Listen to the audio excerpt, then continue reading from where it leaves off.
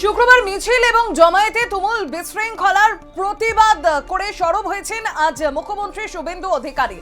প্রতিবাদের নামে কার্যত জঙ্গিপনা হয়েছে। বিশৃঙ্খলার ঘটনায় তিনি জানিয়েছেন যে 70 জনকে ইতিমধ্যে চিহ্নিত করা হয়েছে। অভিযুক্তদের বিরুদ্ধে গুন্ডা দমন আইনে মামলা রুজুর কথাও স্পষ্ট করেছেন মুখ্যমন্ত্রী শুভেন্দু অধিকারী বিধানসভা থেকে।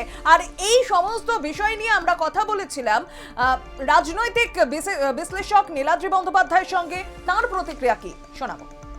দেখুন, রাজ্যে গুন্ডা দমন আইন কেন দরকার সেটা কালকে আমাদের সামনে একবারে স্পষ্ট হয়ে গেল। যেখানে আজকে গণতন্ত্রের চতুর্থ স্তম্ভ বলে যাদের বলা হয়, সেই সাংবাদিকরাও আক্রান্ত হলেন বামপন্থী গুন্ডাদের হাতে।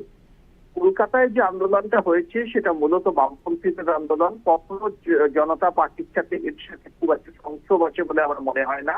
বামপন্থীরা ককরোচ সেজে সাংবাদিকদের আক্রমণ করেছে, কারণ তাদের অভিযোগ সাংবাদিকরা অনেক সময় তাদের বিভিন্ন কর্মসূচিকে কভার করেন না ঠিকভাবে।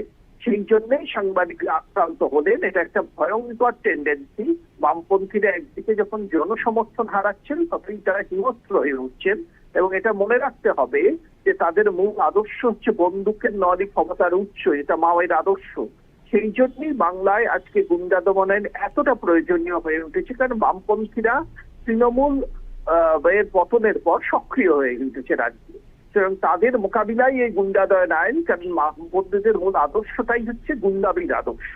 তো এরই প্রয়োগ মুখ্যমন্ত্রী কিভাবে করেন সেটা দেখার অপেক্ষায় থাকবে রাজ্যের মানুষ।